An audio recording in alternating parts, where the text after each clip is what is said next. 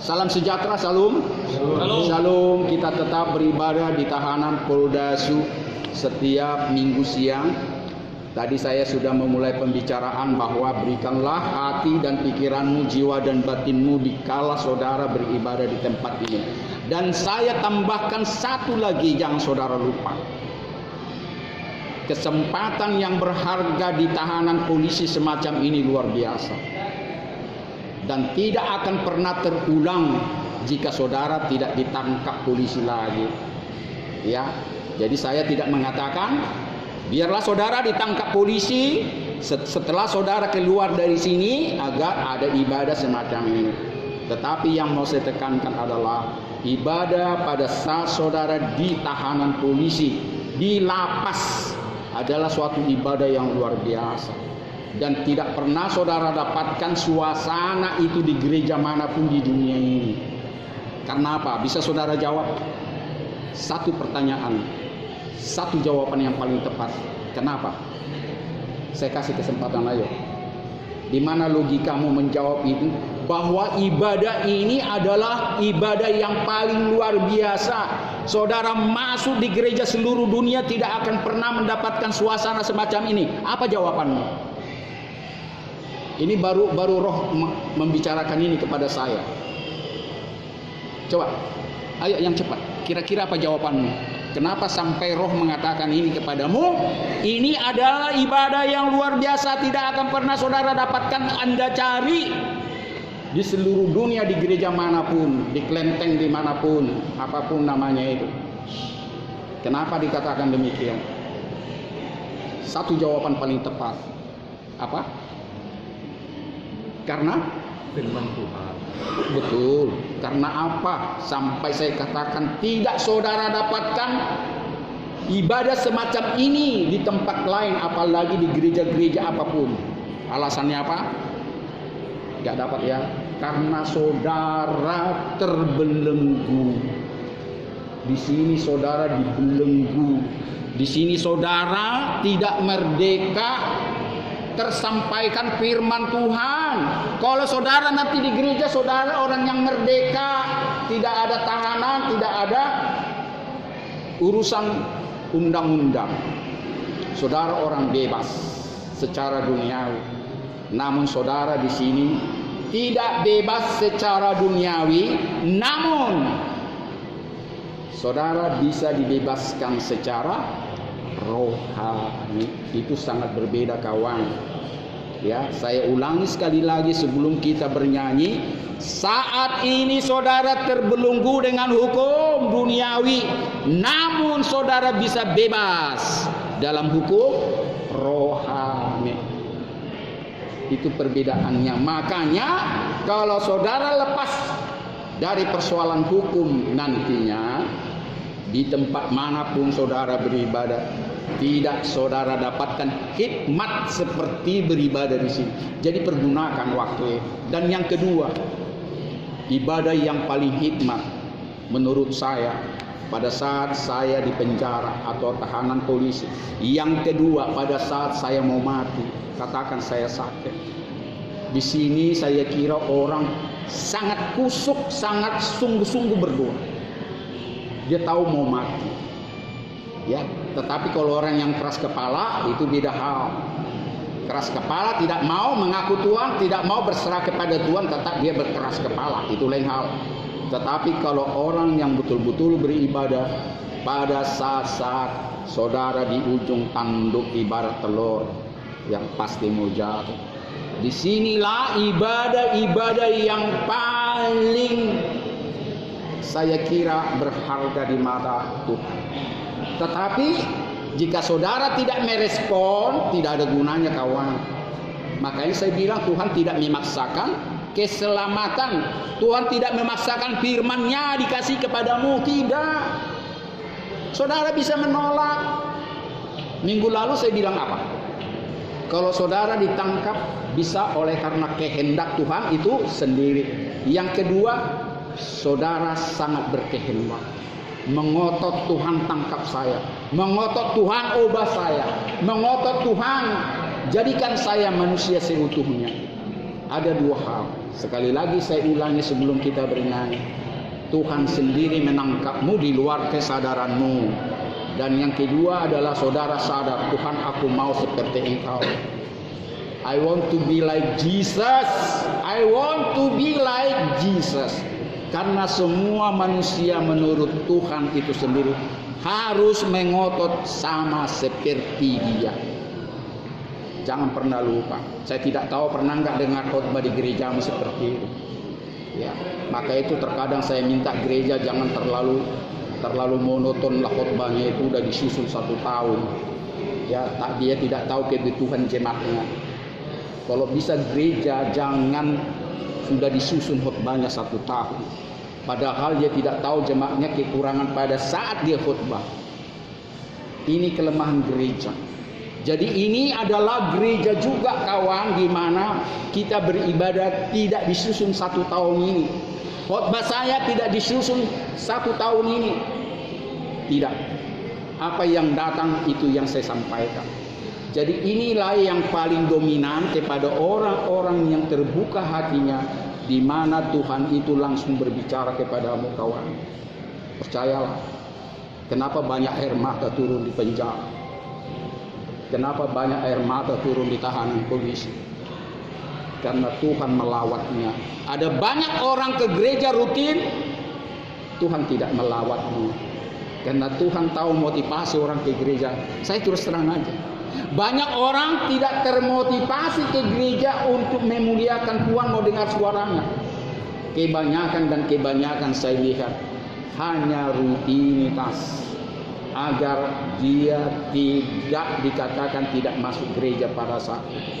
Jadi maka itu sekali lagi saya ulangi, ibadah ini, ibadah di tahanan polisi, ibadah di lapas itu sangat mempunyai arti dan manfaat kepadamu kawan. Bayangkan saja dari penampilanmu sendiri. Di gereja saudara tidak pakai kaos seperti ini.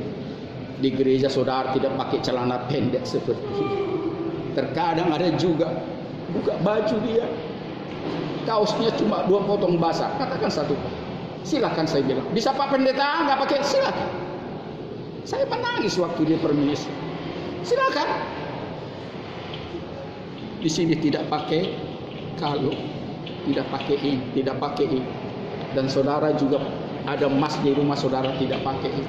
Maka itu sebelum kita bernyanyi, sebelum kita berdoa, camkanlah kalimat itu bahwa ibadahmu luar biasa tatkala saudara ditahan atau dilapas, karena hikmat Tuhan saudara dapatkan luar biasa di sini. Saya tambahkan sedikit lagi, ini mulut saya nggak mau ditutupnya. Ada pernah orang mengatakan pada saat di penjara saya khotbah, Pak Pendeta, saya bersyukur ditangkap polisi karena saya mendengar firman Tuhan yang sungguh-sungguh di kantor polisi. Itu Raja Begal di Medan ini. Raja Begal, terima kasih. Saya nggak pernah mendengarkan khotbah. Saya sering ke gereja, tapi tidak seperti firman yang disampaikan. Itu makanya saya bilang. Karena suasana seperti ini adalah suasana yang sangat berarti bagimu kawan. Engkau buka, dia masuk. Engkau ketuk pintu, dia masuk. Tuhan mengetuk pintumu, kalau engkau tidak buka, dia nggak masuk. Jadi kembali dia masuk dan engkau masuk sama saja. Mari kita bernyanyi lagu pertama tadi apa? Apa tadi lagunya tadi? Yang kencang. Bukan dengan kekuatanku. Coba yang kuat. Ya, bukan dengan barang yang fana. Terus kau membayar dosaku. Terus bukan. Terus dan celah. Terus bukan dengan emas perak. Terus kau menebus dosaku oleh kepada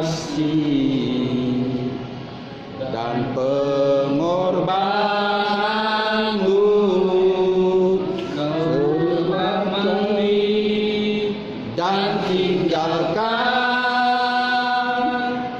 cara hidupku yang lama. Semuanya sia-sia dan tak berarti lagi. Hidup ini ku letakkan pada mezbamu ya Tuhan. Janganlah padaku seperti yang kau ingini. Kita ulangi yang agak sudah lama tidak terdengar lagu ini, bisa kita ikuti ya. 3 ya. Bukan dengan batang panah kau membayar dosaku, bukan dengan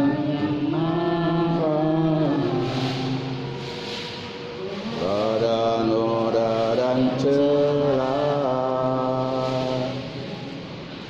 bukan dengan emas perak kau menebus dosaku. Oleh sebanyak kasih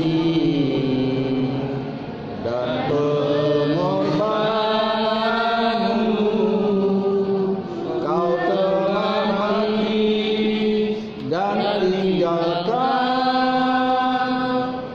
cara hidupku yang lama. Semuanya sia-sia dan tak berarti lagi. Hidup ini ku letakkan pada mezbamu ya Tuhan. Semuanya siapku seperti yang kau ingini. Saudara tahu ini kesaksian dari Rasul Paulus. Nanti saudara bisa baca di surat Rasul Paulus. Yang dulu kuanggap untung karena saya dipuja-puja sebagai seorang Yahudi tulen, mengobrak-abrik, mengusung, membakar gereja orang Kristen. Tetapi sekarang kuanggap itu rugi. Yang dulu kuanggap untung, yang dulu kuanggap berarti, sekarang tidak berarti bagiku lagi. Setelah saudara tahu dia ditangkap Tuhan. Inilah yang saya katakan, Tuhan sendiri menangkap dia tanpa disadarinya. Firman Tuhan datang sama si Saulus, ya, yang menjadi Paulus itu. Mengapa engkau Saulus menganiaya aku? Suara Tuhan sama dia. Siapakah engkau yang aku aniaya? Bolak-balik dikatakan kepada dia, akulah yang engkau aniaya itu. Mengertilah dia bahwa jemaatnya, orang-orang yang percaya kepada Yesus pada saat itu, itulah yang dianiaya oleh Saulus yang menjadi Paulus yang menjadi rasul. Ya, sampai dibutakan matanya, dan disinilah dia betul-betul menerima bagaimana Tuhan menangkap dia, bagaimana Tuhan membentuk dia menjadi pribadi yang betul-betul menyerahkan diri sama Tuhan, dan mau dibentuk oleh Tuhan. Jadilah dia seorang rasul. Inilah lagu ini tercipta. Semuanya sia-sia yang dulu kuanggap untung, sekarang jadi rugi. Kehidupanku kuletakkan di mezbamu Tuhan. Dan dia katakan apa? Sampai sekarang kita harus belajar dari kesaksian Rasul Paulus. Kita harus berlomba-lomba, dan ini adalah pertandingan. Ya, saya pun masih dalam pertandingan. Kalau dia bilang saya terus berlari dan berlari menuju kesempurnaan yang ada di dalam Kristus Yesus. Sekalipun memang sulit, tetapi dia percaya Yesus sendiri mengatakan engkau sanggup. Orang dia kok mengatakan, Tuhan itu sendiri mengatakan engkau sanggup seperti aku, bahkan melebihi apa yang pernah aku lakukan di dunia ini. Menyembuhkan orang segala sakit penyakit. Ya, membuat orang teguh, membuat orang sukacita damai sejahtera, membuat orang yang mati jadi bangkit kembali, dan sebagainya. Semua ini nggak ada artinya kalau dia tidak memberikan kesanggupan bagi saudara dan saya. Jadi inilah yang diketahui Rasul Paulus, bahwa dia sanggup sekalipun dia tidak pernah mengatakan saya sudah sempurna. Baca nanti surat Rasul Paulus. Aku tidak pernah menganggap sudah sempurna seperti Yesus, tetapi aku terus berlari dan berlari agar aku sampai garis finish nanti sama seperti dia. Sama seperti dia, bukan hanya dalam kebangkitannya, dalam kuasanya, tapi sama seperti dia dalam kehinaannya, dalam sengsaranya. Dua hal yang harus kita miliki bersamaan seperti Yesus. Yang pertama, harus kita sama menderita seperti dia. Yang kedua, jika dia menganugerahkan kepada kita, sama kita mendapatkan kemenangan akibat kebangkitan dari kematian. Amin. Jadi inilah yang persoalan. Kalau sama seperti Yesus mendapatkan karunia, saya sudah pernah buka pertama Korintus 13. Saudara, pernah kan khotbah saya menyinggung pertama Korintus 13 masalah kasih. Apa dikatakan masalah kasih? Sekalipun aku dapat berkata-kata dalam semua bahasa manusia, bahkan bahasa malaikat, jika aku tidak mempunyai kasih, aku sama dengan gong yang berkumandang dan canang yang bergemerincing. Canang itu ceng ceng ceng ceng di kelenteng itu ada ceng ceng ceng ceng ceng ceng. Bayangkan itu. Saya sudah tahu semua bahasa manusia, bahkan bahasa malaikat aku bisa. Tapi aku tidak mempunyai kasih, aku sama dengan gong saja yang berkumandang. Sekalipun aku mempunyai karunia untuk bernubuat, mengetahui semua rahasia di dunia ini, dan memiliki segala bentuk pengetahuan, dan sekalipun aku mempunyai iman yang teguh, yang kokoh, yang bisa memindahkan gunung dari satu tempat ke tempat lain, namun jika aku tidak mempunyai kasih, aku sama sekali tidak berguna. Saya lanjutkan lagi apa yang dikatakan Paulus. Ini perkataan Paulus ini, ya. Sekalipun aku mendermakan semua milikku, kekayaanku kepada semua orang, bahkan tubuhku untuk dibakar. Sambil buka itu pertama Korintus 13. Sudah kan? Semua tertulis di situ. Sekalipun aku mendermakan semua kekayaanku, kubagi-bagikan sama orang lain, bahkan tubuhku untuk dibakar, namun jika aku tidak mempunyai kasih, sama sekali nggak ada faedahnya, gunanya itu saya berikan, saya lakukan. Kasih itu sabar. Perhatikan, ada 9. Kasih itu sabar. Kasih itu murah hati. Kasih itu tidak cemburu, tidak membanggakan diri dan tidak sombong. Terus kasih itu tidak berkata-kata dengan senonoh. Terus ayo, tidak mencari keuntungan, tidak pemarah dan tidak menyimpan kesalahan orang lain. Ada 9 item. Dan kasih tidak bersenang-senang oleh karena ketidakadilan, tetapi karena kebenaran. Kasih menutupi segala sesuatu, percaya segala sesuatu, sabar, menanggung segala sesuatu, terus mengharapkan segala sesuatu. Itu yang terakhir, sabar menanggung segala sesuatu. Kasih tidak berkesudahan, nubuatan akan berakhir, bahasa roh akan berhenti. Betul? Lanjut. Pengetahuan akan lenyap karena pengetahuan kita tidak lengkap dan nubuatan kita tidak sempurna. Jika yang sempurna itu datang, maka yang tidak sempurna itu akan lenyap. Dahulu aku kanak-kanak, aku berkata-kata seperti kanak-kanak, aku berpikir seperti kanak-kanak, aku berperasaan seperti kanak-kanak. Sekarang aku sudah dewasa, aku meninggalkan segala kekanak-kanakan itu. Sekarang kita melihat suatu cermin, suatu bayangan, tetapi kita nanti melihat muka dengan muka. Sekarang aku tidak mengenal saudara-saudara dengan sempurna, tapi aku nanti mengenal seperti aku juga dikenal. Demikianlah sekarang ini 3 hal yang tinggal, yaitu iman, pengharapan, dan kasih. Yang paling besar diantaranya adalah kasih. Inilah saudaraku. Ini yang sulit itu. Jadi kalau kita pertama sekali mengharapkan memiliki kasih yang sempurna, yang 9 item itu, barulah Tuhan memberikan kesamaan Dia dalam kebangkitannya.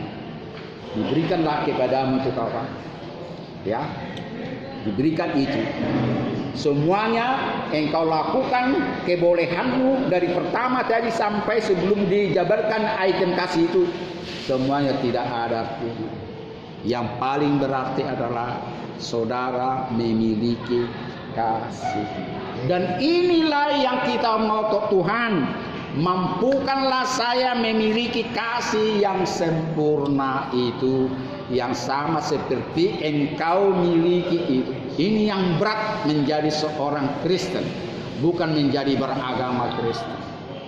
Menjadi seorang beragama Kristen tidak harus menjadi orang Kristen. Ingat, saya berani mengatakan, menjadi orang beragama Kristen tidak harus menjadi orang Kristen. Tidak gampang menjadi orang Kristen, tapi gampang saudara beragama Kristen. Karena itu saya ulangi lagi apa yang saya katakan, Tuhan tidak memaksakan engkau menjadi orang Kristen, bahkan beragama Kristen. Karena jumlahnya sedikit kawan. Saudara pernah dengar jumlah nanti di dalam kerajaan sorga? Sedikit. Sedikit.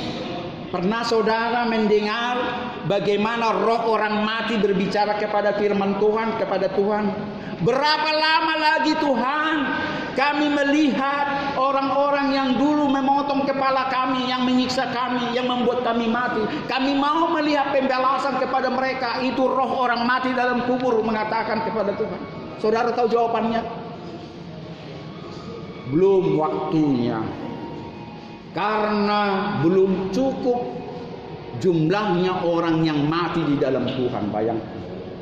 Sampai sekarang belum cukup orang yang mati di dalam Tuhan. Pertama, belum cukup orang yang kembali ke Yerusalem. Karena sudah nubuatan Nabi, umatnya Israel harus kembali kepada Yerusalem yang jumlahnya hanya Tuhan yang tahu. Sekarang orang-orang Yahudi sudah banyak di Yerusalem. Terus tiap tahun datang, tiap tahun datang. Harus digenapi firman Tuhan, jumlah orang Israel setelah pembuangan di Babel. Kalau saudara baca ini, harus kembali ke Yerusalem dengan jumlah yang Tuhan kehendaki. Yang ketiga, firman Tuhan belum tersampaikan kepada segala pelosok bumi. Belum tersampaikan. Jadi ini yang saya minta kepadamu kawan. Percayalah. Pertama, jumlah di kerajaan sorga sangat sedikit. Saya nggak tahu orang Indonesia berapa orang nanti di sini. Sanggupkah orang Indonesia masuk kerajaan sorga nanti 100 orang? Saya nggak berani saya mengatakan. Kalau kita mengikuti, belum tentu 100 orang Indonesia masuk kerajaan sorga nanti. Tetapi jangan patah hati kawan. Kita harus berlomba. Jangan menjadi saudara ciut. Apa saya nanti bilangan yang ke-100? Apa mungkin? Makanya saudara tinggalkan dia. Tidak. Ini menjadi teka-teki sampai sekarang. Rahasia kerajaan Tuhan tidak satu pun manusia mengetahui. Tapi apa yang dikatakan Yesus, engkau bisa sama seperti aku. Bayangkan. Jadi jangankan masuk ke dalam kerajaan sorga, ya, yang beribu-ribu itu, ya, sama seperti Yesus saudara sanggup kok. Jadi jangan patah arang, jangan patah semangat. Saya ulangi sekali lagi khotbah saya ini. 3 hal belum Yesus datang kembali ke dunia ini. Kalau sudah terpenuhi 3 hal pertama tadi apa saya katakan, jumlah orang mati harus sudah terpenuhi. Kedua, bangsa Israel harus kembali ke Yerusalem dalam jumlah yang Tuhan sendiri tahu. Yang ketiga, firman Tuhan harus tersampaikan kepada pelosok bumi. Jangankan ke negara-negara, ke pelosok-pelosoknya harus tersampaikan. Maka itu lagu yang Katolik tadi yang saya singgung itu kata-katanya seperti itu. Semua lorong harus engkau lalui, semua lorong itu ada. Saya lupa, udah lama nggak saya nyanyikan. Jadi semua jalan harus kita lalui, semua lorong harus kita jalani memberitakan firman Tuhan. Itu lagu Katolik. Enak sekali lagu itu. Itu saya nyanyikan tahun-tahun 80 waktu saya remaja. Udah lama nggak saya nyanyikan. Ada itu di Mada Bakti. Ya, enak lagu itu. Jadi itu yang saya katakan bahwa saudara dan saya adalah orang yang berarti bagi Tuhan untuk memberitakan firman Tuhan. Bukan memberitakan agama, tidak. Agama tidak usah Anda beritakan. Beritakan firman Tuhan. Karena Yesus sendiri tidak pernah berbicara masalah sekte, masalah agama. Dia hanya memberitakan firman Tuhan. Dari dirinya sendiri dia katakan itu. Karena itu dia manusia dan Tuhan. Ya, sebagai manusia dia katakan saya memberitakan firman Tuhan. Padahal dari dirinya sendiri tidak sanggup otak kita memikirkan. Terkadang dia hanya manusia secara 100%. Ketuhanan itu tinggal sama dia. Saya mau tanya saudara. Coba saudara buktikan waktu Yesus hanya sebagai manusia 100%. Yang di dalamnya tidak ada ketuhanan. Coba buktikan. Waktu dia di Bukit Getsemani. Apa dikata? Waktu itu, waktu di Bukit Getsemani kenapa rupanya? Waktu Yesus berpuasa itu. Ya? Waktu Yesus berpuasa. Waktu Yesus berpuasa. Sebagai anak manusia. Iya. Jadi buktinya dia 100% manusia, keallahan, ketuhanan itu tidak ada pada dia pada saat dia di Bukit Getsemani dia berpuasa. Terus kalau dia berpuasa membuktikan bahwa dia manusia. Iyalah, kita terima bahwa dia manusia karena Tuhan tidak perlu berpuasa. Manusialah yang perlu berpuasa. Ya. Dan Tuhan tidak perlu berdoa, itu pula. Kepada siapa Tuhan berdoa? Coba. Ada Tuhan ya Tuhan lagi? Tidak ada kan? Tuhan tidak perlu minta tolong. Yesus pernah minta tolong. Yesus pernah menangis. Yesus pernah mengatakan, Bapa, kenapa engkau tinggalkan aku? Eloi, Eloi, lama sabachthani. Waktu dia disalib. Disitulah dia manusia 100% yang tidak ada ketuhanan di dalam dia. Ditinggalkan lu. Mengapa engkau tinggalkan aku? Dan pada saat di Getsemani dia berdoa, Bapa, kalau boleh, lalulah kiranya penderitaan ini daripada aku. Dia sebagai Tuhan dia tahu akan mati. Nah, itu pulanya. Dia sebagai Tuhan dia tahu akan mati, dan sebagai manusia dia tidak mau sebetulnya. Tetapi akhir dari doanya apa dikatakan? Bukan kehendakku Bapa, melainkan kehendak-Mu yang jadi. Jadi itulah kawan, saya sedikit memberikan renungan ini biar saudara tetap mengotot. Ya, pertama, setiap ibadah kalau kita masih jumpa minggu depan, karena jemaat saya berganti-ganti. Ya, saudara tidak mungkin sampai 1 tahun jemaat saya di sini. Mungkin minggu depan kita nggak jumpa lagi. Terkadang cuma 1 hari. Amin. Amin. Tetapi ada kalanya sampai hampir 1 tahun dulu pernah di sini. Apalagi masa Covid dulu. Ya, sampai lama sekali tahanan polisi. Jadi itu ada kesempatan di sini. Jika saudara nanti mau dibaptis dalam nama Bapa, Anak, dan Roh Kudus, saudara belum pernah dibaptis, artinya menerima Dia sebagai Tuhan dan Juru Selamat secara pribadi, saya berikan kesempatan. Selama ini saudara hanya dibaptis tapi saudara tidak mengerti arti baptis. Tapi percayalah, kalau saudara tidak percaya atau tidak mengerti arti baptisan, saudara tidak akan pernah itu dibaptis. Karena sekali lagi Tuhan itu bukan seperti ATM. Saudara masukkan kartu otomatis datang uang. Saudara harus mengerti firman Tuhan. Ya, saudara pun didoakan, saudara berdoa. Kalau saudara tidak tahu arti doa dan kemana, itu tidak ada gunanya. Maka itu berdoa pun saudara harus percaya. Saudara berdoa secara roh, berdoa kepada Dia. Bukan sekedar daripada otak dan hatimu yang berdoa. Tapi percayalah, pada saat saudara berdoa langsung berkomunikasi seperti ini. Dan pada saat saudara berdoa, saudara harus percaya Dia dituntun. Engkau dituntun rohmu. Ya, kecuali kalau doamu adalah doa hafalan. Kalau sudah hafal doanya, tidak dituntun lagi.